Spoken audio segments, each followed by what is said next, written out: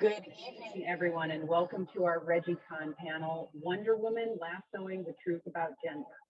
This is the fourth in our six-part series of ReggieCon panels at Illinois State University. My name is Amelia Noel Elkins, and I am the Interim Assistant Vice President for Student Success at Illinois State. We are thrilled tonight to join in the celebration of Women's History Month through this conversation about Wonder Woman. Before we begin the panel, just a few details to keep everything running smoothly for all of you in the audience. Please know that this session will be recorded and will be archived on the ReggieCon site. Also, if you need confirmation of your attendance tonight, please wait until we post a link to a form for you to submit a request for confirmation of attendance, and we will confirm your attendance. While the presenters' videos and audios will be on during the panel, we cannot hear or see any of the guests. The chat has been turned off for this event. However, we will be monitoring the Q&A function so that we encourage you to ask questions of our presenters. After some initial discussion, our panelists will be taking questions from the attendees. And as an added incentive for you to participate with your panelists in the Q&A, we have 5 ReggieCon branded stickers that will be given to the first 5 people who submit a question. If you're not one of the first 5 people to ask a question, that's not your only chance to get great ReggieCon merch. Please visit the ReggieCon website at illinoisstate.edu/ReggieCon to find ReggieCon merchandise and for information about our other ReggieCon panels. A portion of the proceeds from all of the ReggieCon merchandise sales will be donated to the Red and White Fund to benefit Illinois State students in financial need. Our next ReggieCon panel will occur in April, and in recognition of Diversity Month, ReggieCon will focus on diversity in the world of X-Men. We hope that these panels can provide the foundation for a live and in-person ReggieCon in the future. At this time, I'm pleased to introduce our moderator and panelist for this discussion of Wonder Woman, Dr. Scott Jordan, who is the professor and chair of psychology here at Illinois State University. Scott, I will hand it over to you to introduce yourself and the rest of the panelists. Thank you so much, Dr. Noel Elkins, and welcome everyone to ReggieCon, the con that asks the question, what's your story? I'm Dr. Scott Jordan, AKA Zombie Scotty, cognitive psychologist, philosopher here at Illinois State University. And tonight we gather to celebrate Women's History Month with a discussion of Wonder Woman, lassoing the truth about gender. But before we begin, there are people that we need to thank. I'd like to thank Dr. Amelia Noel Elkins, Dr. Jenna Albrecht, Ms. Summer Simmons, Mr. Sean Thornton, and Ms. Danny Schroeder for all of their help making ReggieCon something that actually happens. So thank you very much. Also, before we begin tonight's panel,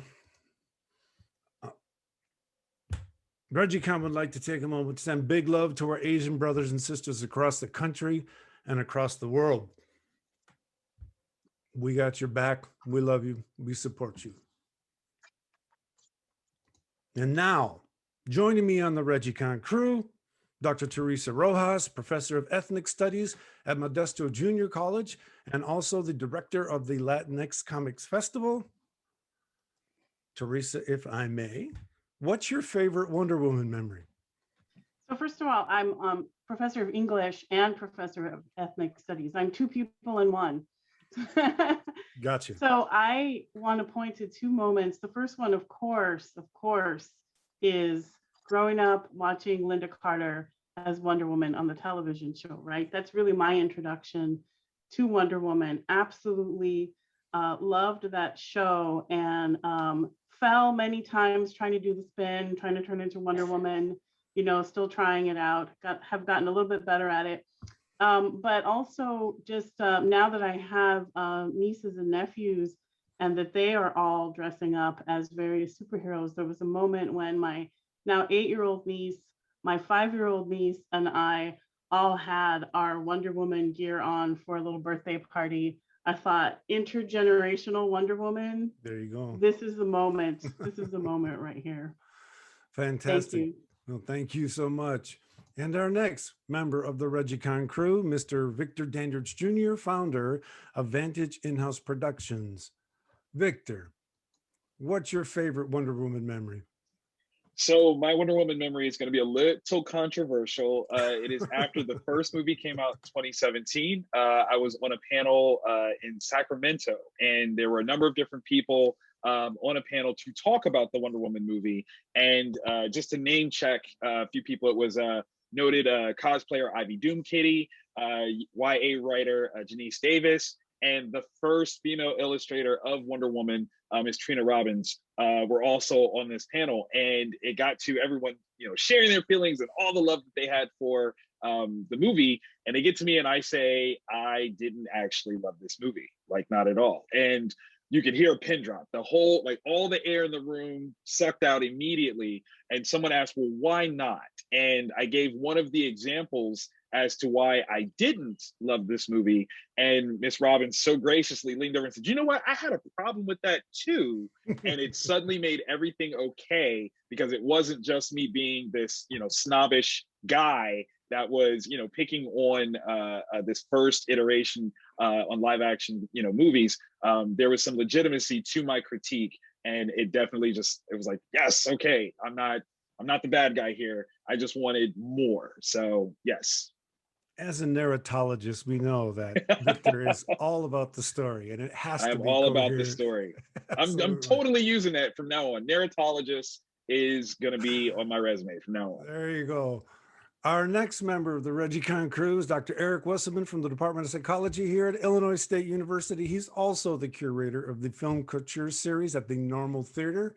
Eric, what's your favorite Wonder Woman memory?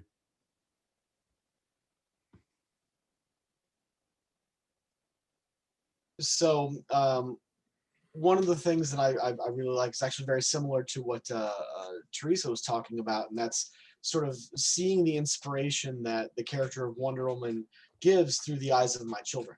Right. So, for example, and it starts early. So, two of my daughters, my stories for each of them happened when they were about 4 years of age. Where I remember my older daughter Celeste running out wearing a Wonder Woman plastic tiara with this little piece of yellow yarn that she found, and was like, "This is my lasso of truth," and was lassoing the different toys in our toy room. And then my next oldest daughter Ivy, when she was about the same age, I introduced them to DC Superhero Girls, the first generation of that show, and it was obvious that she enjoyed it because she ran into our toy room, put on the Wonder Woman costume, and ran around the house singing the theme song. And then my younger son Caleb, who's about 2 now, we have this Wonder Woman board book, and he's just like taken with it. So it's regular reading rotation, and he'll run around and his toddler, chatter. He'll be saying things that we really can't understand, but occasionally I'll pick out Wonder Woman fight Giganta. There you go. There you go. There you go. Getting it figured out soon and quickly. Yep. Huh? Thank you so much, Eric. And the final member of the ReggieCon crew, the one Dr. J. Scott Jordan, Department of Psychology here at Illinois State University. As you can see on the slide there, I produce a channel on YouTube called Dark Loops Productions. And my favorite Wonder Woman memory actually involves my dear friend and all things nerdy, Dr. Eric Wesselman. We were writing a chapter for a book we'll hear about in a few minutes about Wonder Woman. And it was Eric and a male graduate student and I in my basement trying to figure out what we were going to write about it. All I remember is thinking, we are 3 guys. We have got to get this right if we're going to say anything about Wonder Woman. So it was a pleasure to work with them on the chapter. And Eric did a fantastic job leading the crew. All right, then. So it's time to introduce our special guest panelists for the evening.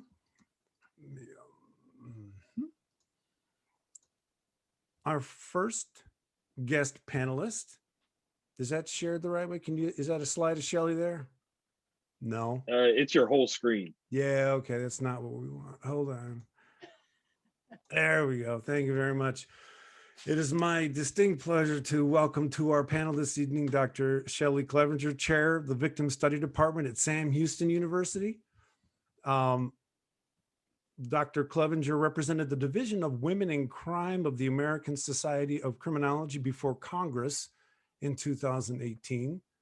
She's also been involved in 3 books regarding victimology and criminology, Understanding Victimology, Teaching Criminological Theory, and the intersection between intimate partner abuse, technology, and cybercrime. And while she's not out there saving the world, she's also a feminist geek or a geek feminist. She can put the order in place for you. She's a contributor to the book, The Joker Psychology. And she's also one of the part of the coolest cosplay crew ever assembled. Here she is here in the back. Shelly, if I may, why are comics so important to you? First of all, I love all those pictures. Those were great. Wonder Woman was super important to me because, as most of you who know me know, I'm a Hulk loyalist. I love the Incredible Hulk so much. But when I first found a Wonder Woman comic, it kind of changed the game because it was a woman who was doing these things. And as much as I love the Hulk, I was really captivated and in love with the fact that a woman was strong and doing the same sort of things that my beloved Hulk did. Fantastic. Thank you so much. And we're so glad to have you here tonight. I need that skirt in my rotation. Beautiful, beautiful. So our next guest panelist this evening is the one, the only superheroologist, distinguished professor Travis Langley from the Department of Psychology at Henderson State University. He is the author of Batman and Psychology, A Dark and Stormy Night. He is also the editor of Sterling's popular culture psychology series, which is published, as you can see, a dozen books or more. The most recent book in the series, The Joker Psychology, which I mentioned just a bit before, and the one we'll be asking him about tonight, Wonder Woman Psychology. In addition, Dr. Langley has a blog that he curates for Psychology Today. So Travis, if I may, why are comics so important to you? I just want to say, I don't know. Well, I mean, you've heard me mention before, they've always been there. I've always loved them. Like when you were asking everybody their favorite Wonder Woman memory, I was just thinking, it's like, I'm glad the question, even if that wasn't my question, I'm glad it wasn't what's your first, because DC's big 3, I don't remember discovering any of them. I remember her first TV appearance on the Brady Kids cartoon, but I already knew who she was. And the comics are important. They've always been there. My mom had enjoyed comic books. I was motivated to learn to read so that I could read these stories for myself instead of just bugging her, and understand why some of them look so much more eerie than things like those cartoons and the Adam West TV show had led me to expect. Comic books are a wonderful medium for storytelling. They do things that others can't. Even though a lot of people have moved away from thought balloons, those are such an important part of the advantage of the comic storytelling medium. You get to read and see, but at your own pace. You get to enjoy stories of right and wrong and complexities thereof. People learn a lot of values from these heroic figures. And yes, there is escapism in there, but there's also a very important aspect of learning to empathize and feel for others and learn values. And I think they can be taken in plenty of other directions too. But I do believe that it is just a wonderful, precious thing that, well, I've always loved. So I don't remember discovering them. Right. Oh, We've got this photo of me at 9 months holding one of my mom's comics, looking delighted by it. I don't know why I was delighted by it, but I was. Excellent. Thank you so much, Travis. So here's what we're going to do now. I'm going to ask each of our guest panelists a question, ask them to give us about a 3-minute answer, and then the panel is going to talk about their answer and the question for a little bit. So we're going to start with Shelly. What areas of your expertise do you feel Wonder Woman speaks to most strongly? And in what ways does her status as a female superhero accentuate those points? Wow, that's a really good question. Thank you very much. So as Scott sort of alluded to with my feminist shirt, I am very feminist. I don't even try to hide that, right? And so I think with Wonder Woman, that really let me see, as I kind of already mentioned, that women can do things too. And most of my kind of comic life for almost my whole entire, I guess, reading of comics was mostly dominated by men, and women were there as characters, but they were sort of subset characters, or they would be sprinkled here or there. And Wonder Woman had her own book, right? She had her own stories, her own adventures, her own kind of villains. And so it was a very feminist comic book in a lot of ways. And she also didn't necessarily try to be a man. So she did fight the bad guy. She did, you know, go out there and kick butt, but she also did it in a feminine kind of kind way, which goes to the point that women can do things that men do, but they don't have to do them in the same way. And so thinking about, you know, gender studies and thinking about feminism, I think that was really important. And also Wonder Woman is always trying to help the victim, which I'm a victimologist. She's always trying to be, you know, helpful, once again, in a different way than a lot of the male superheroes are. Fantastic. Anybody on the panel want to follow up on that? I think it's really interesting, this idea of the feminine, right? Because it starts from the way she's dressed. So she's in her undies. And we don't see that with the male superheroes, at least not early on. And I can't think of any, although it does remind me of this fantastic cartoon. I can't recall at the moment who drew it, but I remember seeing it when I was at MIT. And it says, it's got Wonder Woman and all the male superheroes in front of her, and they are wearing the equivalent of the undies outfits, right? And she says, if I don't get pants, nobody gets pants. So she's sort of by design put in that feminine mode. And so I think it's really interesting to then bring her into this idea of helping the victims from a more sort of gentle, feminine, not so much perspective, but coming into the situations that way. I think that's really interesting.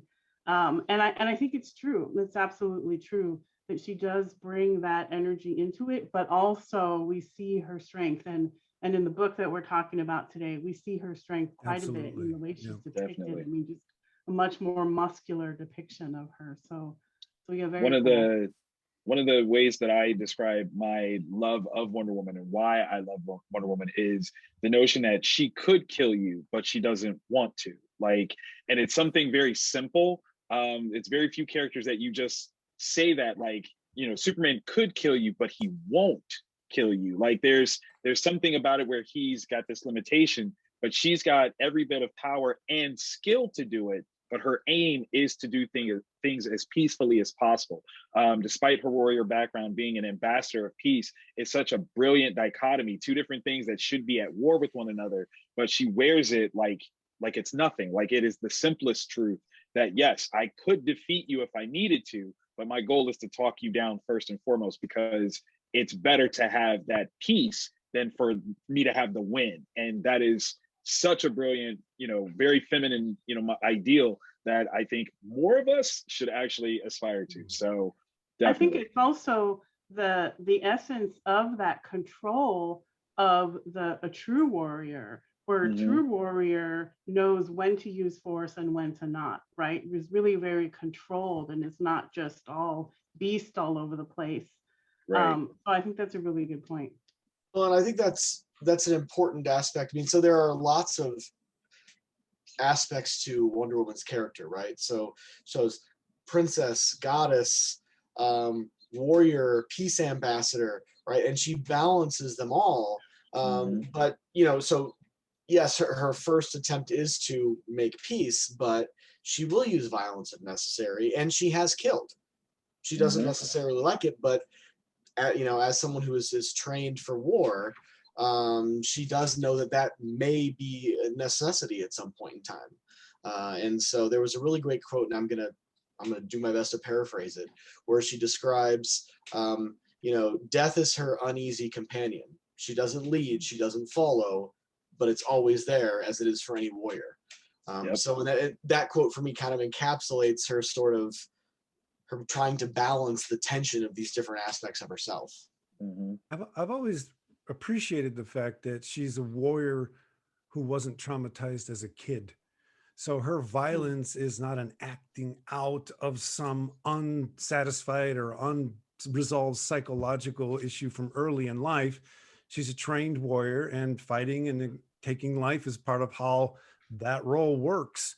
And so we get a different perspective on what the violence means when someone like her is involved in it versus someone, dare I say, like Batman, who we can never tell, is he just acting out issues, or is there really justice at stake here? Anyone else on that question and that answer? She believes in reform. Say that again, Travis.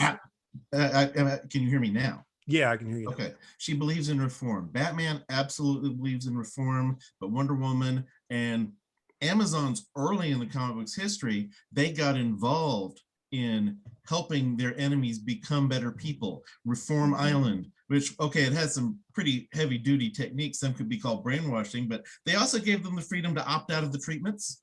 And one of the reasons her enemies aren't as well known is that she kept becoming friends with some of them. Right.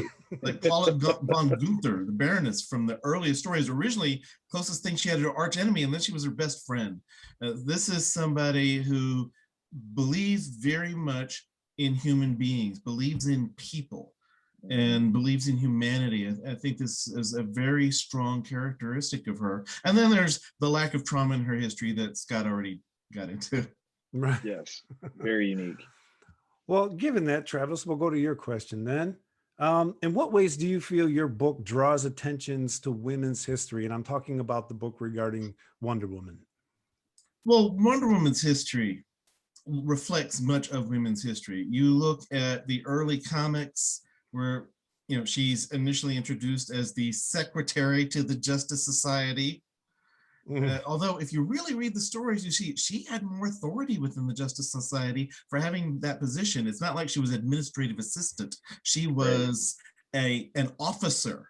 So that's a little different, though it was still a little while before she was more than an honorary member, but she was fully an active member of what was going on.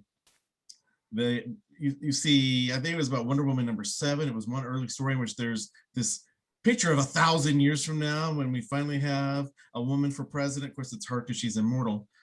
And that reflects some views of the times. And then as other changes happen with her over the years, you repeatedly see things calling back to what was going on with women of the time, even in Denny O'Neill's much cursed run in the stories. He was trying to address some women's issues of the time, and bless Denny, I miss him so much, but bless him for doing an interview with me for a chapter in the book, Wonder Woman Psychology, Lassoing the Truth. And I noticed that Lassoing the Truth popping up in the subtitle of this panel. That had come to me in a dream. Wow. Other subtitles came to me in different ways. That one came to me in a dream, thinking about what we're going to do in the book. And the next night I was thinking about I had a dream about a Justice League book with a terrible subtitle, but the Wonder Woman dream gave me a good one. Wonder Woman is such a strong and wonderful character in many different ways. And we got to incorporate a number of different things about Wonder Woman history, especially the early history, into the book, but it didn't semi-organize it to where the major topics flowed historically as well. And for a long time, when I wrote the Batman book, I wrote Batman in Psychology, a book about the psychology of the Dark Knight. Nobody had trouble figuring out, even nobody asked, why would you do a book on him? Okay, Stan Lee asked why I would do a book on him. But That's he different. did. It's like, Batman, why would you do a book about him? Because he's more screwed up than your characters. This man is a genius. Second time I've told that story this week. But there was no trouble. With Wonder Woman, for a long time, people asked for a Wonder Woman book. I think, how do I fill a book with a mentally healthy character? But she was created by a psychologist who very much, despite where you look and question some things about his history and his views on dominance and submission and all those ropes that Wonder Woman and her friends getting tied up with, he believed women were better than men. He didn't just believe in equal rights, he believed women were better.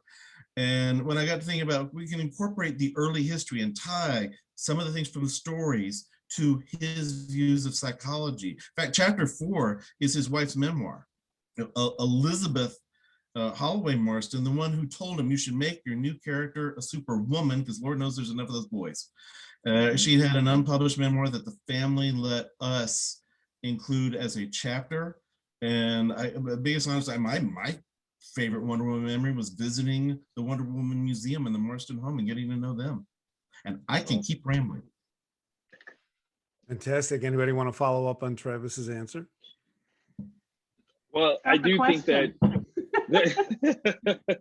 I do think that the importance of it in general is to encourage and empower people to follow the path that the creation of Wonder Woman actually sets. Number one, as a creative, don't limit yourself to your own particular judicious background to think that you can't create something that speaks to another audience. That's something that I personally adhere to, something I personally teach. Never try to speak for a group, but you can always try to speak to a group, especially if you're aiming to empower.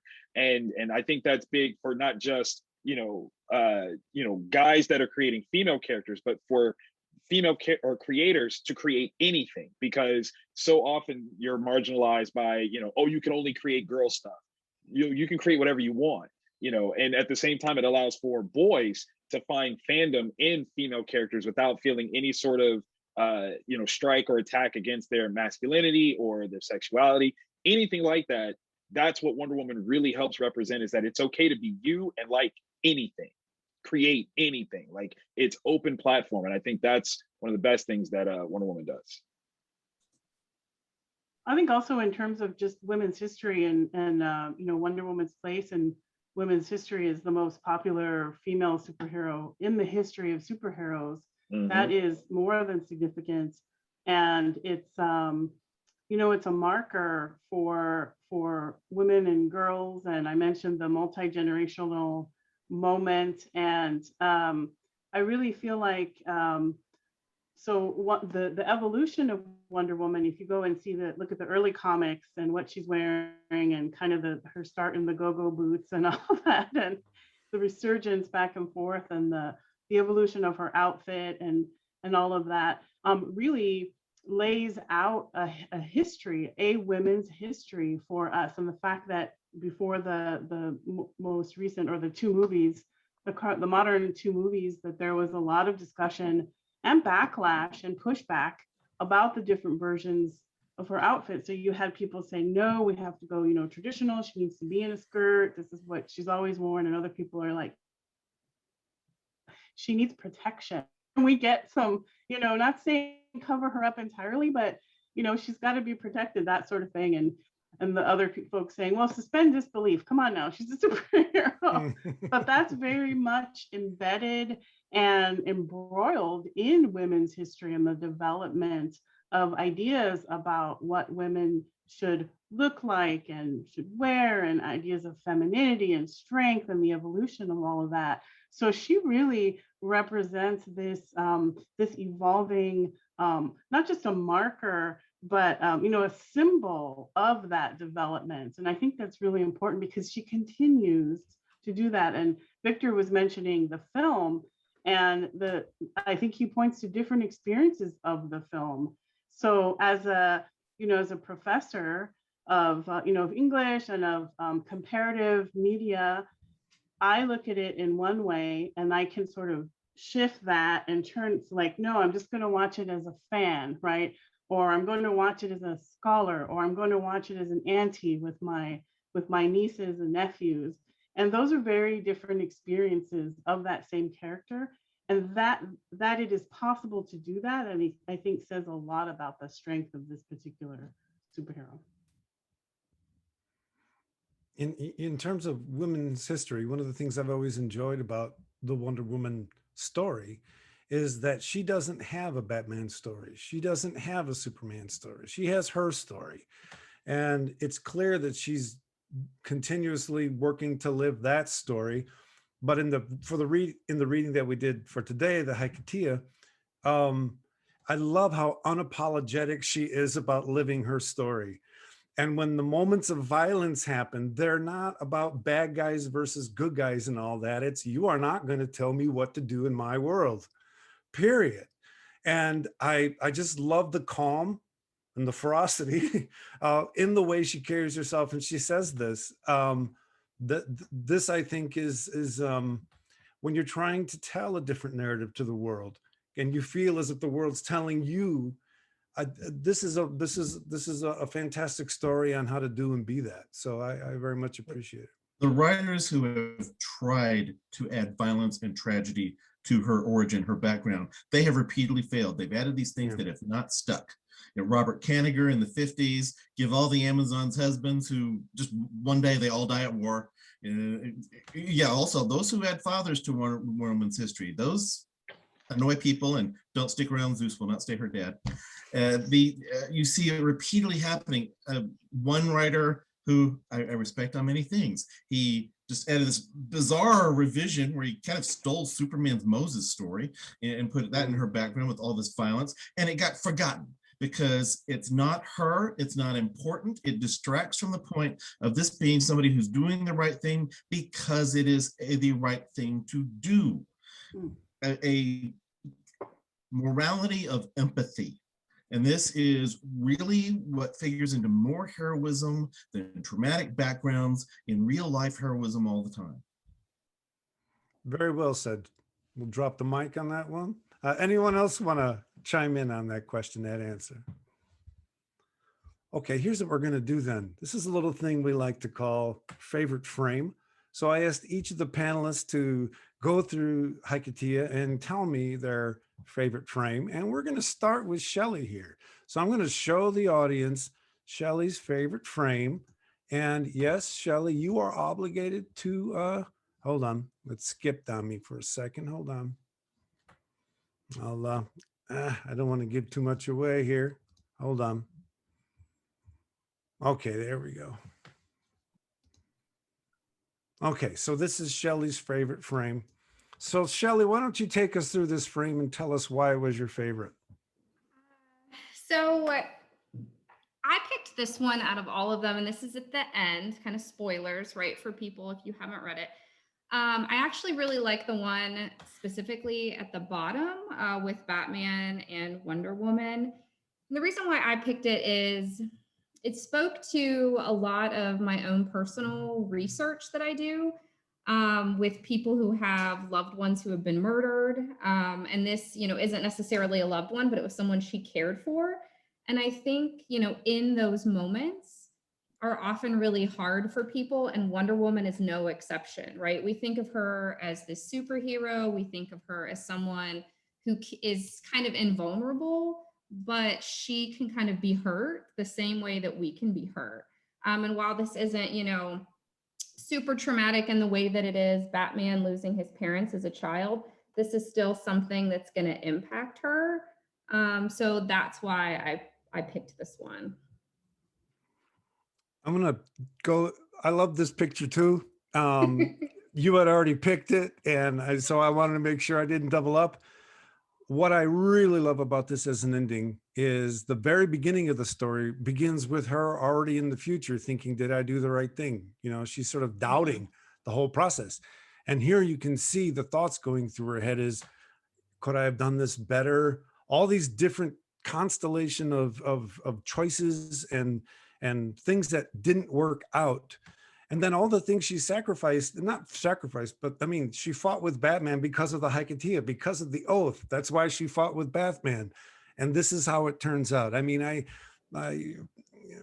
just thought that this encompassed all the tensions of the story really well. Anybody else want to chime in?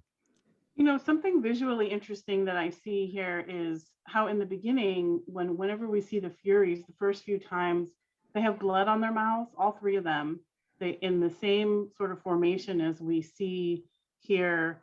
There's this kind of reversal. I've forgotten this character's Danielle that we see now on Danielle's mouth, but now the Furies are clear.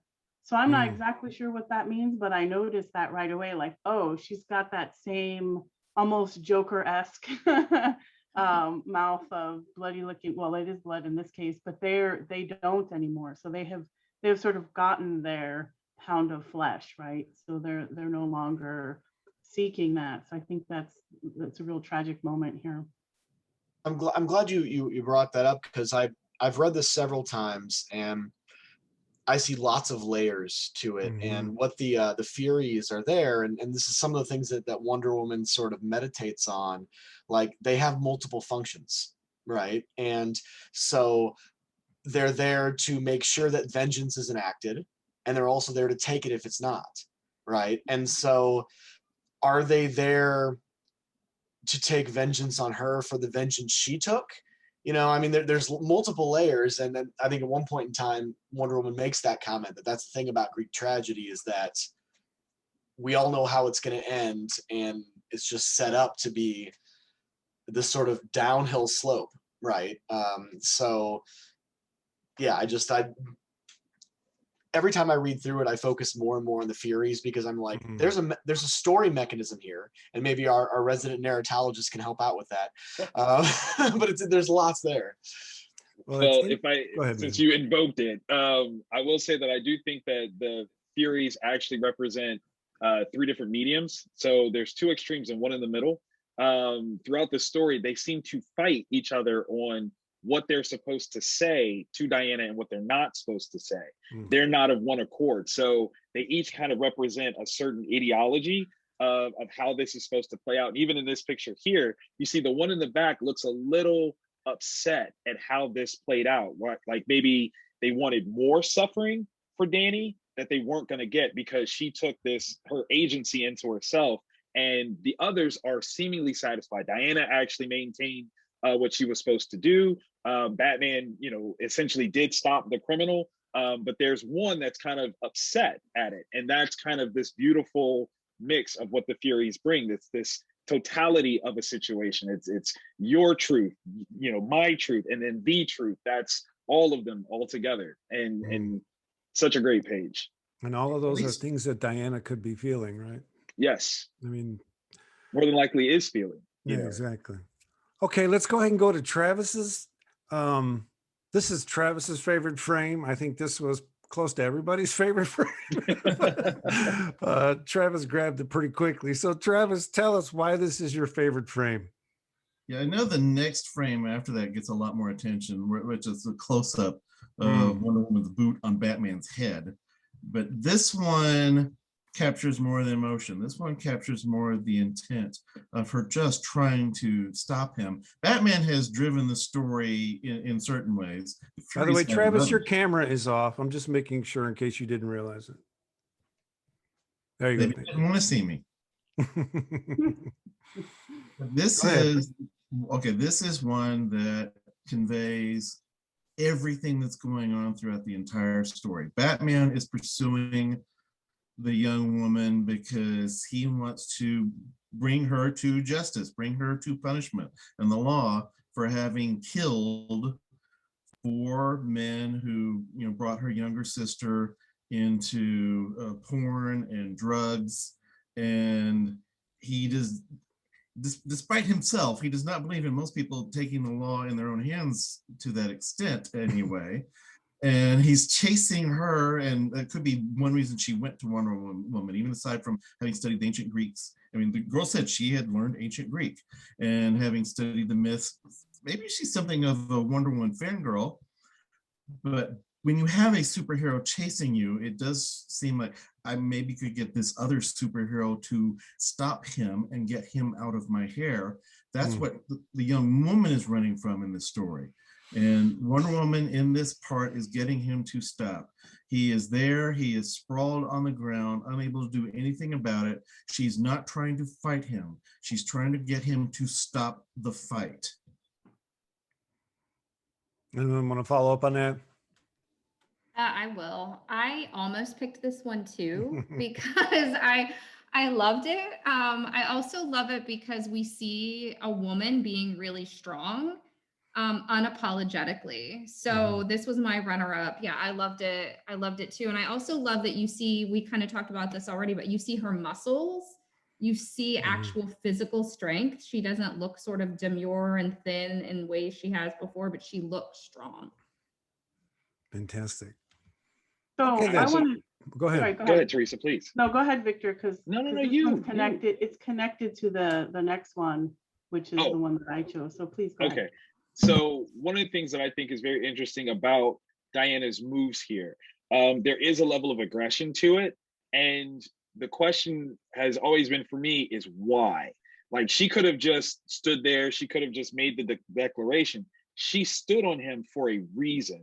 And I think more than anything, it's a statement of her knowing who Batman is, how Batman is, how unrelenting he is, and that she is clearly giving him the indication that if you take me there, I will do to you what I need to do to you.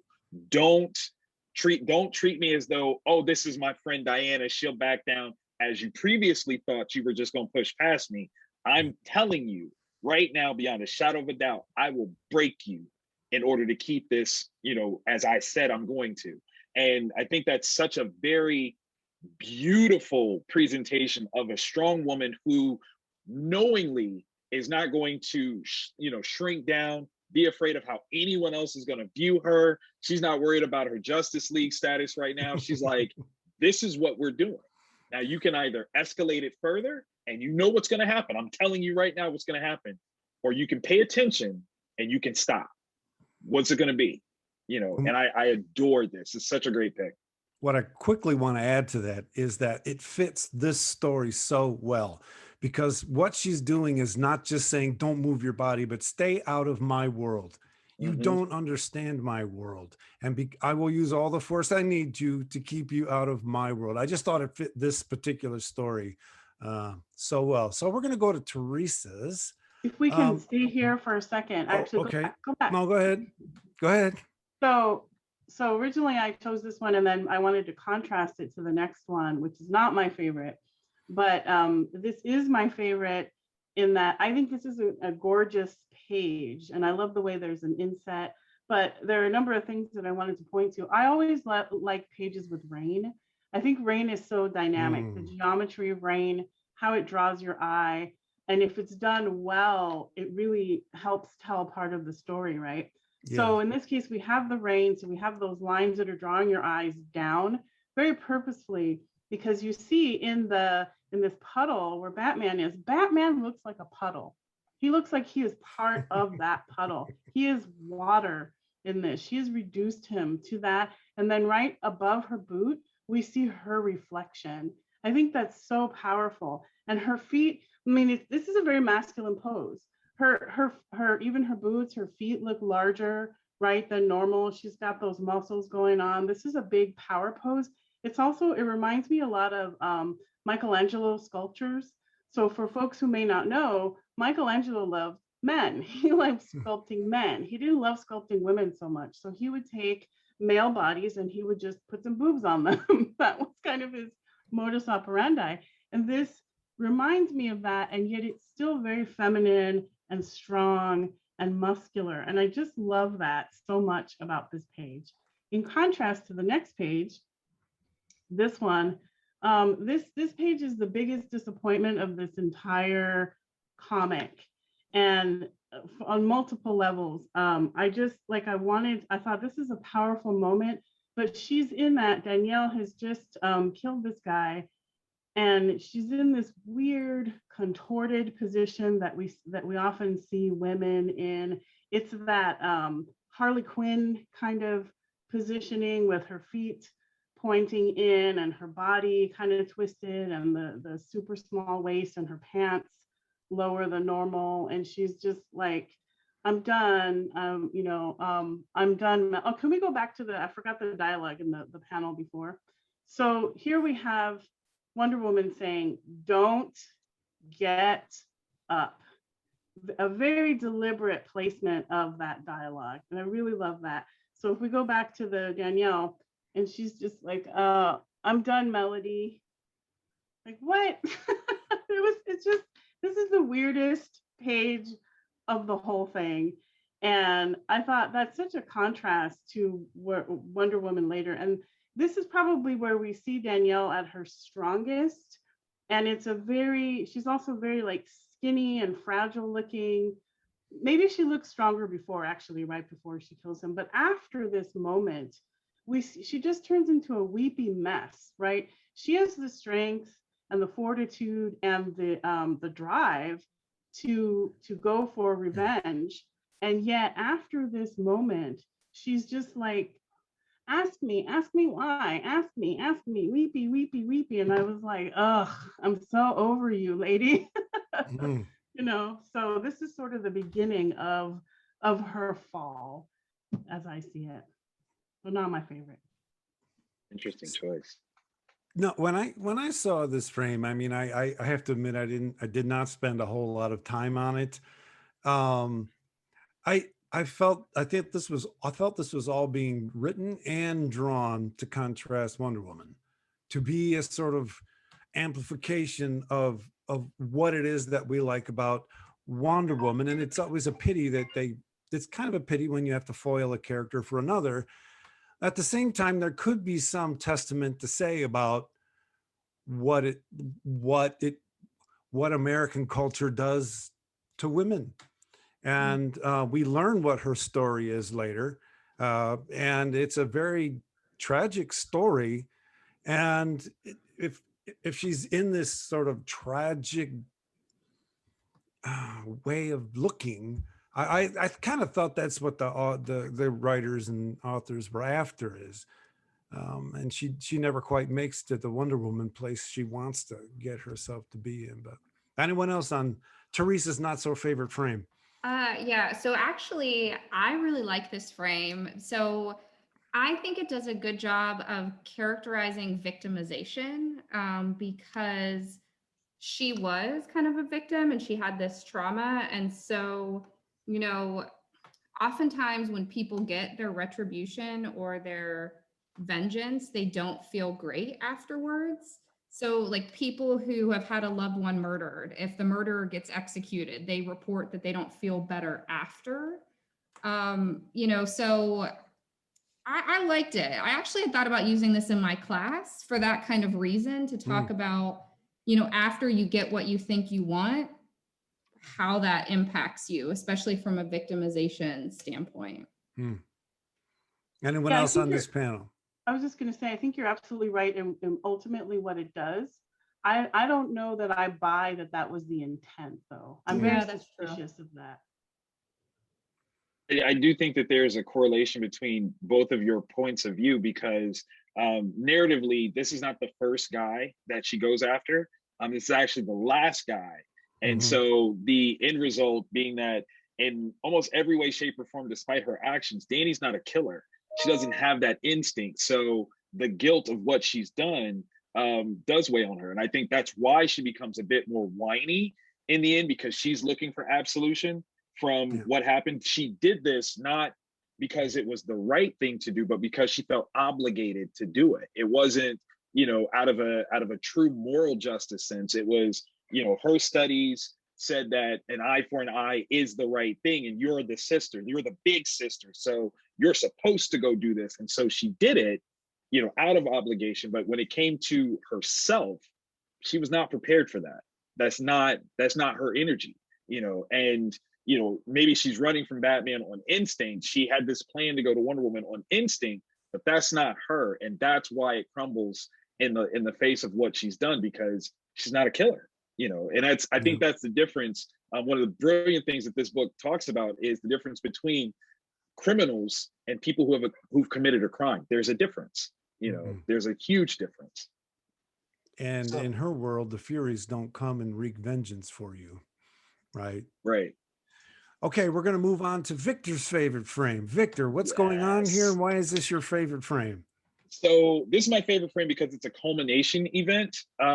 Leading up to this, you have this interaction, the first real interaction that Batman has with Wonder Woman in this series, where he is definitively going after Danielle after she has arrived under Diana's care. And Diana has specifically said, no, you don't get to do this. Like, there are things that are happening here that are beyond your understanding, beyond your reach, and I need you to back down. And Batman, being Batman, presumed I'm Batman, and therefore I will do what I want to do.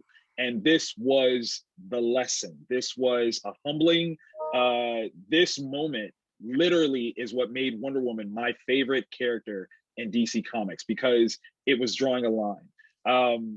To kind of harken back to what I was saying about the movie, the things that I don't like about the Wonder Woman live action movies is the lack of agency that Diana exhibits. Too many things in this book she does because a guy tells her to do it or tells her not to do it. And this is part of that rationale that I don't like, because she's making a decision of her own.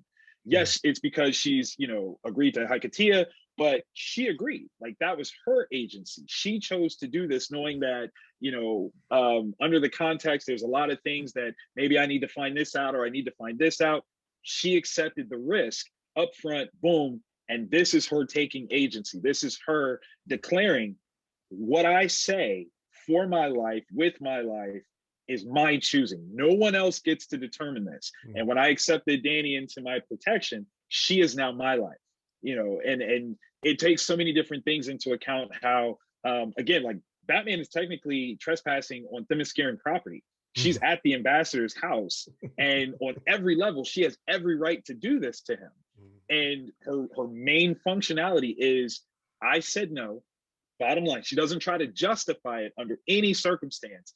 I said no, period. Learn it, little boy. When I said no, that's the answer. Don't push, don't try to test me. The answer is no.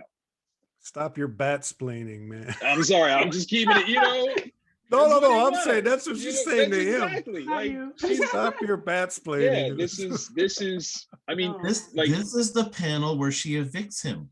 Yes. Exactly. She is on her soil, her embassy, throwing 100%. Him out into the city. This is a non-consensual moment. Yeah. I didn't tell you that you could come in here. Right. And when I say no, he came in hot. He came in disrespectful. He would not listen to what she was saying.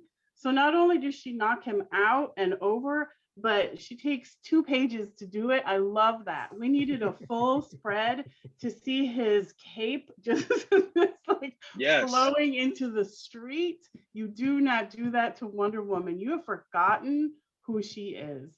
Boom, boom. Do not let my co-status on the Justice League fool you. Yes, your chair might be by mine, but I will knock you off this balcony. I love how she looks almost metallic, right? The way that she's depicted, the way that she's drawn is just beautiful. J.G. Jones, shout out. There you go. God, what do you think he's thinking in this moment? Do we want to move on to a few questions before we do the last 2 favorite frames? We've got a few questions waiting in the wings. That's fine. Go ahead. Okay. So I'm going to take the first question from Katie. Katie asks, although the DC universe is bringing the female narrative forward with Wonder Woman, how do you feel the Marvel franchise compares in that regard? Can I say something about that first? Of course. So my favorite female superhero, sorry, Wonder Woman, is actually the Unbeatable Squirrel Girl, which I will talk about forever. And so when you think about Marvel, and I know, she hasn't gotten a movie yet, but the comic, The Unbeatable Squirrel Girl, is pushing LGBTQ, which I saw was a question. It is pushing kindness, teamwork. It is pushing all of these feminist ideals forward in that comic, at least from my perspective. Like I said, I think that is a really forward-thinking Marvel comic. Definitely agree with that. She also is dressed properly for the task at hand. She sure is. I definitely think that Marvel has some common grounds that they've done. They've done some great things. There are some things that they've not done well. I'm going to be very critical and say the Shuri series. I was not a fan of, by way of the falling back on the trope of let's call in the male hero to help us, when there are plenty of female characters that easily could have fit the bill, would have made sense. If you think in terms of jurisdiction or community building, like that still seems to be something that Marvel has failed at, to a degree of not allowing the ladies to have their own community and support one another. It's got to be in the Shuri book in particular. Shuri runs into a situation where she can't figure out what to do, and she calls Tony Stark. And I have a huge problem with that, as opposed to her calling Riri Williams, or she could call Moon Girl, or was it Valeria Franklin? Any of these characters that are brilliant female characters, I don't understand why they wouldn't have that community. Like, they should definitely have a group chat. Like, girl, let me tell you, like that should definitely be. And I think that's one thing that Marvel is not really capitalized on as well as they should have. They got it in individuals, but they're not building the community yet. Yeah, on that point Fundamentally. of individuals, I can't answer a question about Marvel and women without discussing my favorite, Jessica Jones. And what I love about Jessica Jones is that final scene that Shelly showed us with Wonder Woman thinking of all these different things that woulda, coulda, shoulda been, and it turned out this way. Hey, Jessica Jones is in that same space, just with a different trajectory. And I do give Marvel credit for letting her be who she is. And but you're right, the team dynamic, they'll work on that. But Travis, you were going to say something. Well, in the show WandaVision is a very recent example that's fresh on people's mind, and which I've done like 7 YouTube videos on. You've got, well, the story, you could look at it as, oh, it's this a woman's emotional breakdown that's causing the whole problem. It was a very human moment. Also, there were people who were disappointed that these various big bads didn't show up, or that she didn't go to Doctor Strange for teaching at the end. And while I kind of expected another big bad based on the comic book stories, because they were very sexist in how she was manipulated, I was very glad that there was not some dude playing puppet master with her, and that she did not go to a guy at the end. She does need to get better training than just reading the bad book herself, but she did not need to end with going to a man for help. And she's going to have to answer for flying off herself, right? If Marvel wants to do that well, she's going to have to answer for that herself. Anyone else on that question? Okay, Amelia, is there another question? Yeah, so I'm going to read a comment and a question that are both related, going back to the conversation about Wonder Woman's attire. Comment from Lauren first. Personally, I love her outfit in the recent movies, and I agree with Dr. Rojas that her outfit serves a purpose with the armor and how she can easily fight since her fight style is very athletic. And then the related question that came in just before that from Kyle is, how do you all see Wonder Woman's fashion as part of the male gaze through sexual objectification? The question immediately makes me think of the artist who've essentially made the back of her costume a thong. Is some of that has depended on the artist. Even that classic bathing suit, there were those who sexualized it so much more. There are those for whom it seemed to be almost a liberating thing she was wearing instead, though. Is where she had the freedom to dress the way she wanted. And that has, well, originally she had a skirt. She had a skirt in the Marston stories, and it got dropped. In the Linda Carter series, she had the skirt for about 30 seconds and set it aside and didn't wear it again. And so these changes have happened depending on who's writing it, who's drawing it, and how they see and relate to women themselves. And I would Starts say, as a, sorry, go ahead, Shelly. oh, I'll say it real quick. I would just say we exist in a patriarchy. So Wonder Woman's, manifestation is going to be reflective of that from the beginning to kind of where we currently are.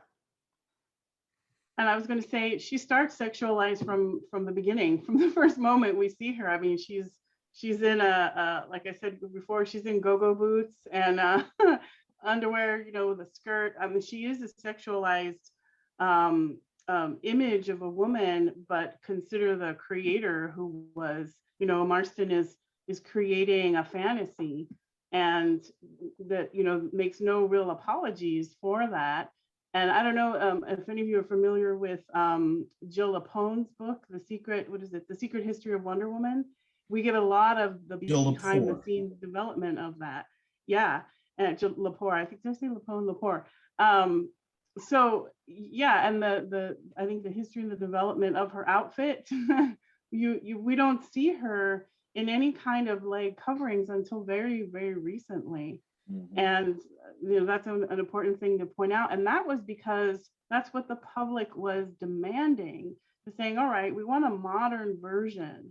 We don't need to have every inch of her covered, but come on, like, let's just have some common sense clothing here, and let's shift the gaze here a little bit so that it makes sense.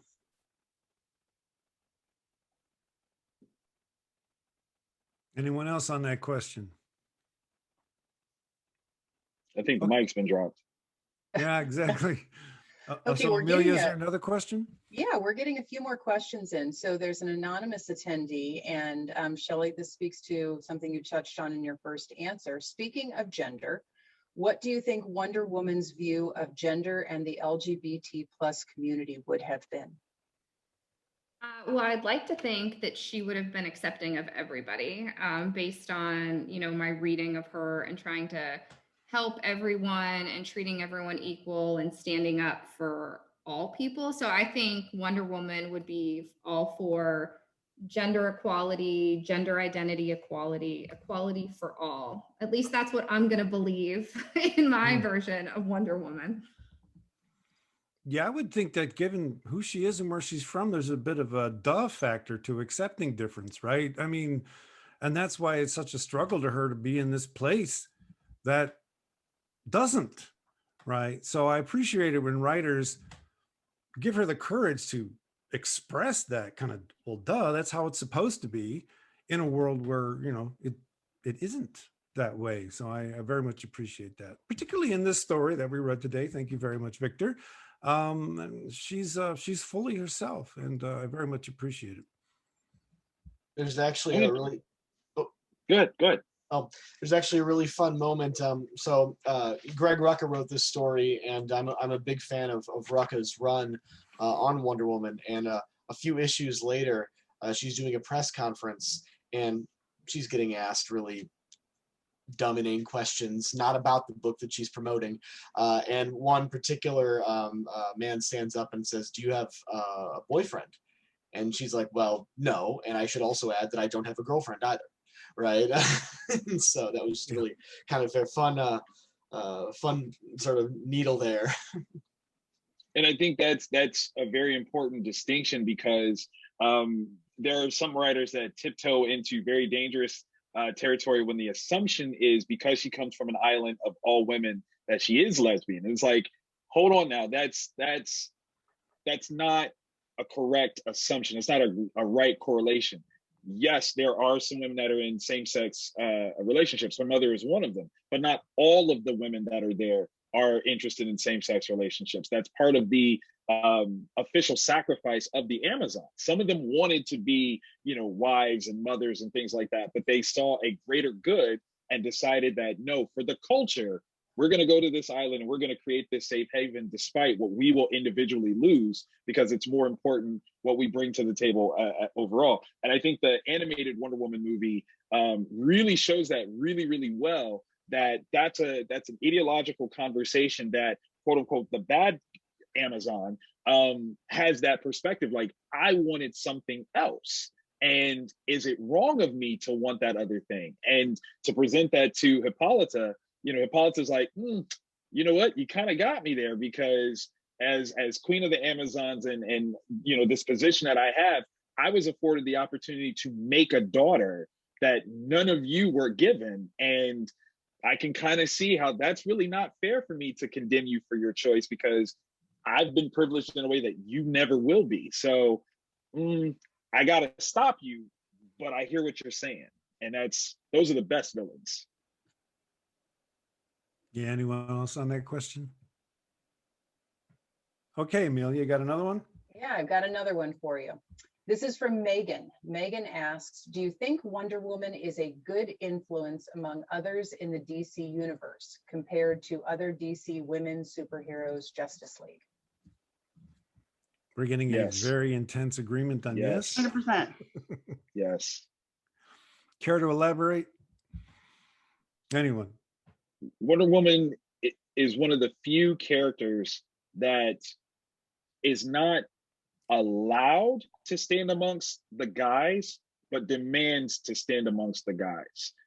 If you pick any other female character that's a part of the Justice League, they are allowed to be there. They serve a purpose, a place, whether that's Hawk Girl, who is often, teamed up as almost like a sidekick to Hawk Man being on the team.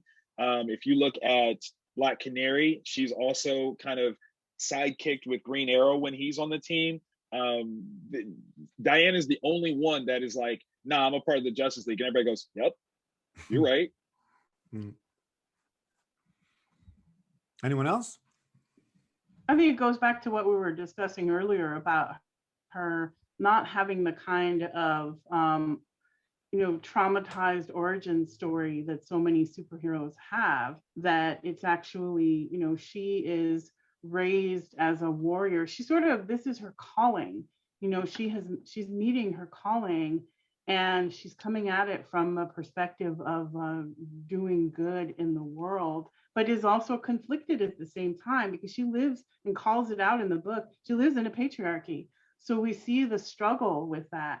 And I think that that's a incredibly healthy perspective, because she's not living in a la la land where it's like, well, I'm here to do good and I'll just do what I can. She's like, look, I am fighting the elements of the patriarchy every single day with every big decision.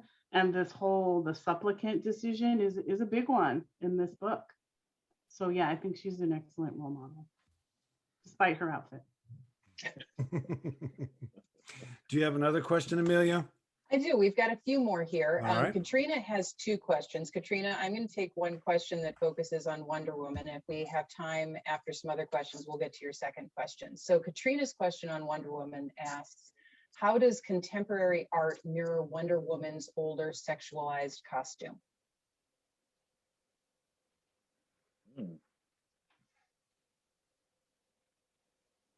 Are we stumped? I'm not quite sure what that means. Contemporary art mirroring the older. Are you asking like sexualized- contemporary art in the comics or in the movies? So let's do this. How about if Katrina, if you are still on, why don't you post a follow-up in the Q&A, and we will come back to your question, because you have stumped the panelists. So we'll come back. Let me go to Robert's question. Robert's question is, you mentioned her earlier, but how do you feel about the evolution of Harley Quinn into more of a character than just the Joker's girlfriend? I think that's for me. Do it. Go ahead. There are times when what they've done with Harley Quinn has just made me so angry. Like the new 52 version of her background that took one of the best comic book stories ever. It was graphic novel before it was in Batman the Animated Series, and removed her agency from it. In the earliest version of her origin, she made the decision to embrace villainy. Yes, she was manipulated by the Joker, but she made the choice. She broke him out of Arkham. She made these decisions. And the new 52 version of 2011 that distorted this, where the Joker tosses her into the acid and tricks her even more overtly. And so there are so many ways in which she's been manipulated, and the Suicide Squad movie went with that version, giving her some choice, but still that just sucked so much agency from this character that had agency in her own origin, which made it more tragic when she fell for him. It's like this was a perfectly strong, capable character. And then you do enjoy it. For most of comic book history, she has not been the Joker's girlfriend. Most of her comic book history takes place after she left the Joker, sometimes falling for him again. And that's where she's a more interesting character, is when the Joker's her ex, when she has left him. She's healthiest and strongest when she hangs out with Poison Ivy. And the closer they get, the healthier they both are. I'm not sure how good that is for storytelling purposes, but by gosh, it's best for them as human beings. I'm completely unable to connect with that character. I just don't. I think if my nieces were to dress up as her, I'd be like, we need to have a talk. Let's go. Like, what is it about that? But they're not, they never mention her. They're not, they don't. And my family watches all of the movies, appropriate or not, age appropriate or not, they don't care. So the kids have seen it, and I don't connect with that character, and I don't think that they do at all. So I mean, if you compare the two, Harley is effectively unhealthy as a representation of female characters. She is, like, despite the fact of her educational background, her professional background, she is an unhealthy person in almost every possible way. Everything that she does is tainted by perspective that is not good for her. It's not good for other people. It's actively dangerous. Like, I get nervous anytime I see a young fan dress up as Harley, because it's the idea of you're perpetuating something that you don't understand is Right. absolutely terrible. And there's that self-sexualization too. It's not just like, you know, Wonder Woman, well, you know, this is how she was depicted in the beginning. It's sort of carried on as a tradition, but like Harley Quinn sort of chooses, seems to choose that, and wearing the ponytails and the schoolgirl outfit. And that's terribly, it seems terribly unhealthy to me. And I feel like for kids, and not that this was intended necessarily for kids, but as we were talking about that multi-generational connection that you can have with Wonder Woman, you really, I mean, I suppose you could do it with Harley Quinn, but there's something that's just not right about it. So I'm going to look at Harley Quinn in the Venn diagram of not just female comic characters, but all comic characters. And she comes from a different place than Wonder Woman. Not just in terms of geographically, but psychologically. And I always got the impression that that what they were doing with Harley Quinn was more of a statement about the patriarchy than Harlequin. It was almost as if you continue to put people through this is one potential outcome. Not that it's a bad outcome. I'm not trying to judge it that way. But that's to those that are concerned about kids modeling it, that is a bit of nuance that conversation's probably not had with them. It's like letting a 5-year-old watch Beavis and Butthead. They don't know why they're laughing, but I think it's out there. It's in the public. And I would argue it creates a space for conversation. And for me, that's what I ask of these things. Not that they be right or wrong, but that, because we do know that traumatized people do experience post-traumatic stress. And we know that some of them go in ways that we would call unhealthy, but it's a very real part of that possibility, very real part of that world. Anyone else? So Okay. Katrina jumped in and gave a clarification. So here's Katrina's clarification. Conservatives specifically think that Cardi B's Grammy performance or other, quote, contemporary art is sexualized and anti-feminism. I personally believe that art is empowering, but somehow Wonder Woman's song makes me feel, as a woman, mocked, maybe. What do you all think? Does older representations of female characters, parenthetically hypersexualized, leak into newer art? Yeah, 100%. Because we're always referential, right? We are forever referential. I don't really see Wonder Woman as wearing a thong. I understand where that comes from, because like there's even one panel in the book where they're having a conversation and suddenly it's a close-up of her ass and she's Danielle, and I'm just like, why? That was completely unnecessary. Why her butt's not speaking? Why is there a close-up there? Oh, it was so annoying. But yeah, I definitely think that there is always that referentiality, especially when you're depicting, like, let's say if you're this in the background image for me, right? So this background image is Aztec Wonder Woman. It's Terry Blast. He's a cartoonist, illustrator. And I chose this particular image because it's Wonder Woman. It's called Aztec Wonder Woman, but it's a new version of her. It's a version that speaks to me. Aztec Wonder Woman, I think, is just a badass idea. But she is dressed in more Aztec ceremonial, traditional Aztec wear, and that's meaningful. It's still Wonder Woman, but it's meaningful on a whole different level. And I absolutely love this. He also does an Aztec Superman that's just really, really cool. So we're taking the old and we're making it new.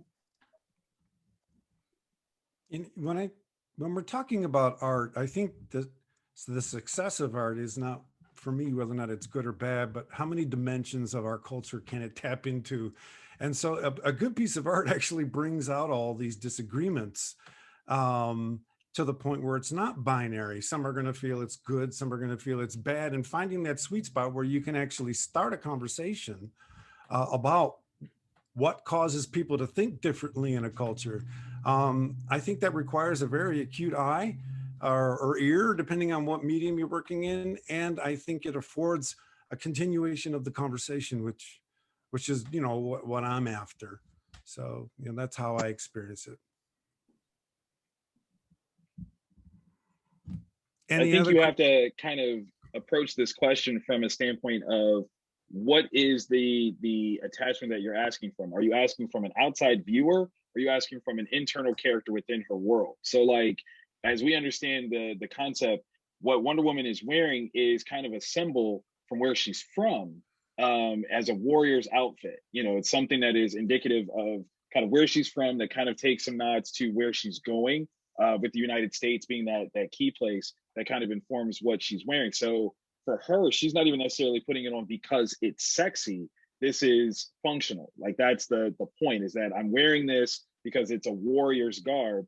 Granted, it might be stylized warrior's garb, but that's the point, is to be a warrior's garb. We might look at it and go, ooh, her thighs are out, or ooh, there's cleavage, but that's not necessarily what she sees when she's putting it on. But that's because our perspectives are totally different. As removed individuals, we're going to see things, you know, very, very different. If you're comparing it to like Cardi B is wearing an outfit because she herself goes, ooh, this is sexy. You know, it's not about, this is a warrior's outfit and this is what I'm going to wear as a warrior. She is, I am sexy personified, and this is what I think is sexy. So that's part of her persona, which is not necessarily Wonder Woman's persona. I don't know if I've ever seen Wonder Woman actively try to be a seductress. Like, I don't know what Wonder Woman's impression of her sexy is. Is it literally her saying, hey, I like you?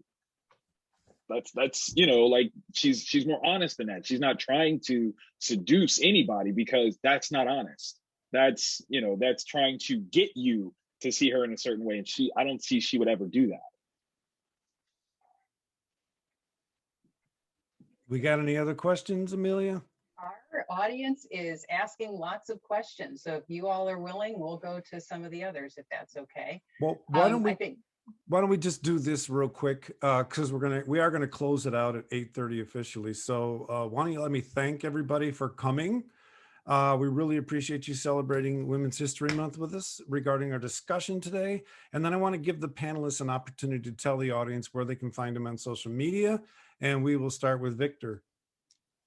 You guys can find me at Vantage In-House on all forms of social media. Right now, I'm actually running a campaign of sorts, not a Kickstarter, but a campaign celebrating 10 years of my self-published series, The Samaritan.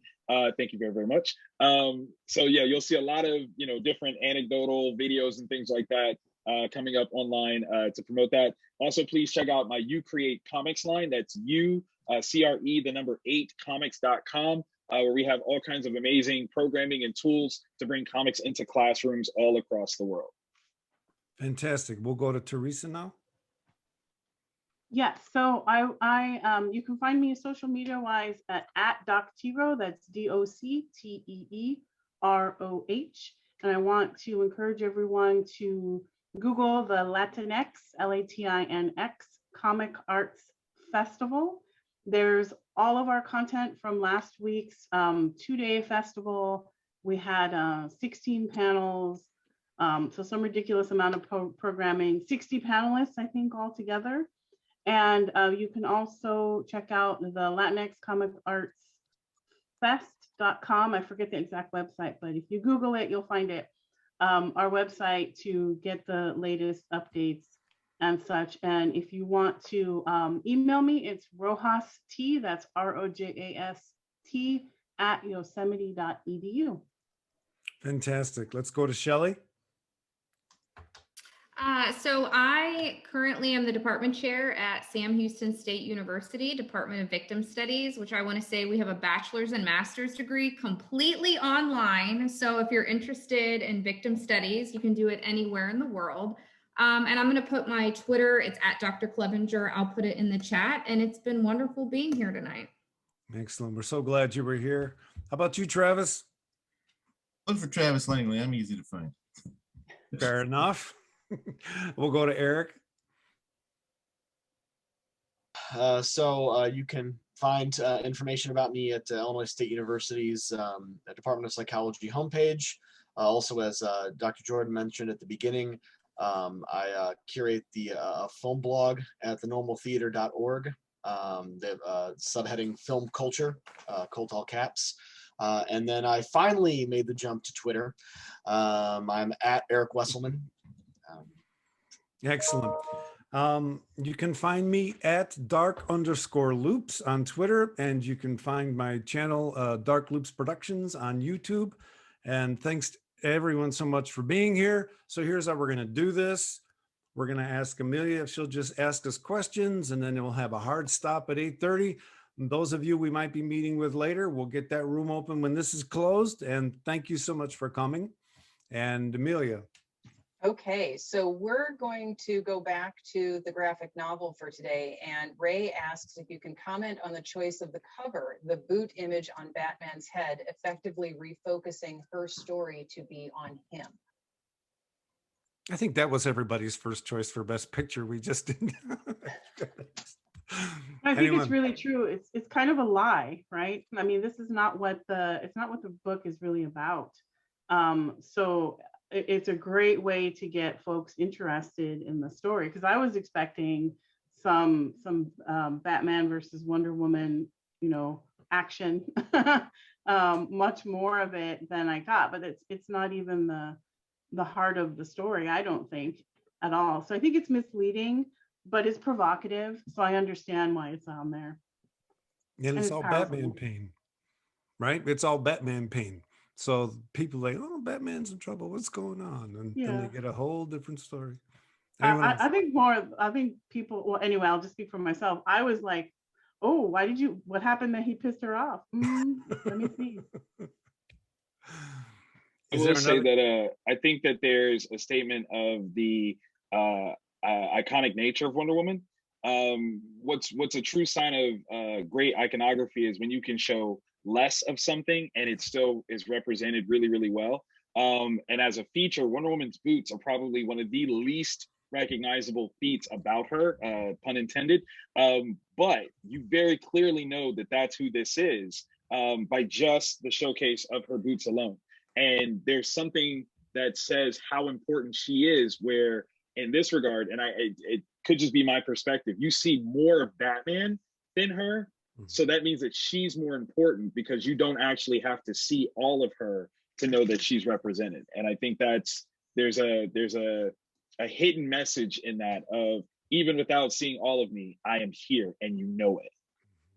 I'd like to point out too that her foot on the cover looks so much smaller than in the page that Travis and I were looking at. It looks much, much smaller on the cover. True.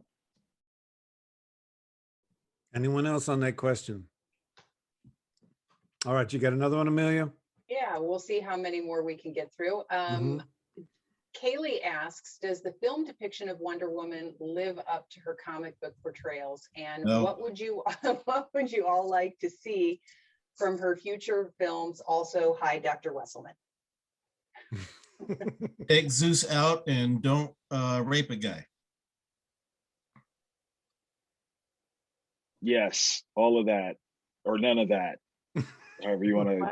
Yeah, I'm not sure I got that, but so I saw it with other people, and I went to it for a particular kind of experience, that is Wonder Woman on the big screen. So I got what I went for. I have not seen it from the perspective of analyzing those bits. I do have a copy of it, and that's okay. I'm like, so now that Victor has brought up, I'm thinking about scenes where I see exactly what you're saying, and I'm okay with it for now. Like, we got our movie. I found it overall quite satisfying. I haven't seen is 1984, is that one out yet?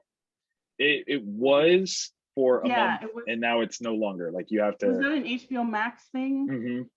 Yeah. Right. So I don't have HBO Max, so I can't comment on that moment that was out.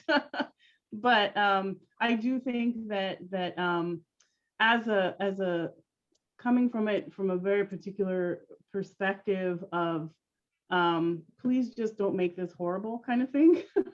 I got what I wanted, and I was pretty happy with it overall, including the promise of more.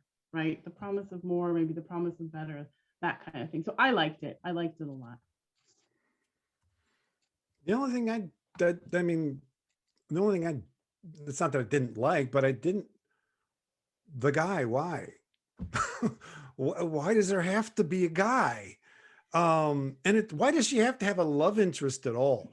And, one of the things that I find interesting about this conversation is I'm wondering how much of it's generational. When you look at the data on teenagers and 20 somethings, they don't identify themselves by sexual labels the way my generation did.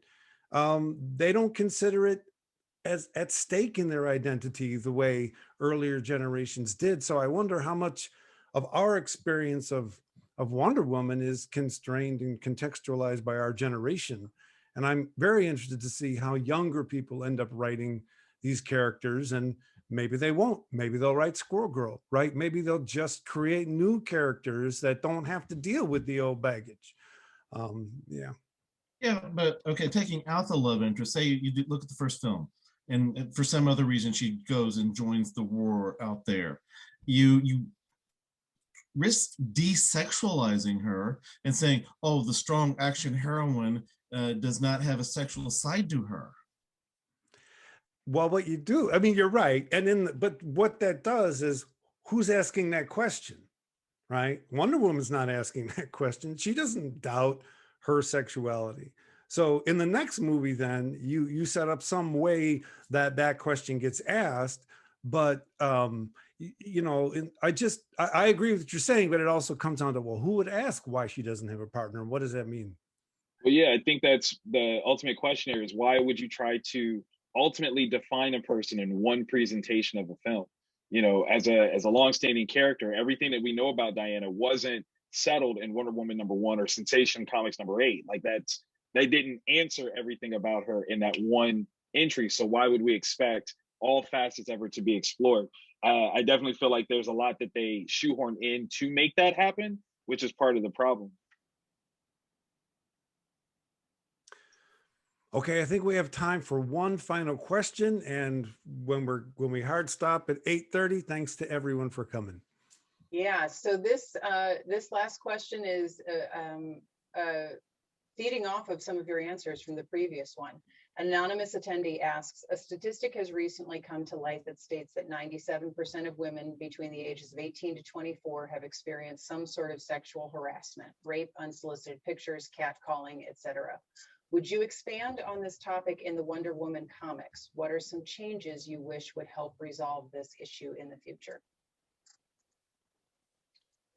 I was gonna say this. So my area is actually rape and sexual assault. That's the kind of research that I do.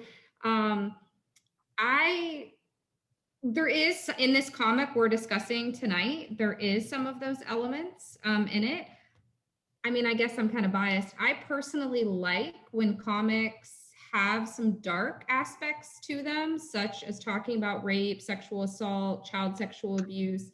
The Punisher also has kind of delved into some of this in a deep, dark way, as well as some other comics. So I think I would love to see Wonder Woman tackle this. And I guess I'm biased, like I said, since it's my area, but I love personally being able to see this. And I use these comics in class. When I teach about rape and sexual assault, it's often really easy to use it in class if you have this comic reference.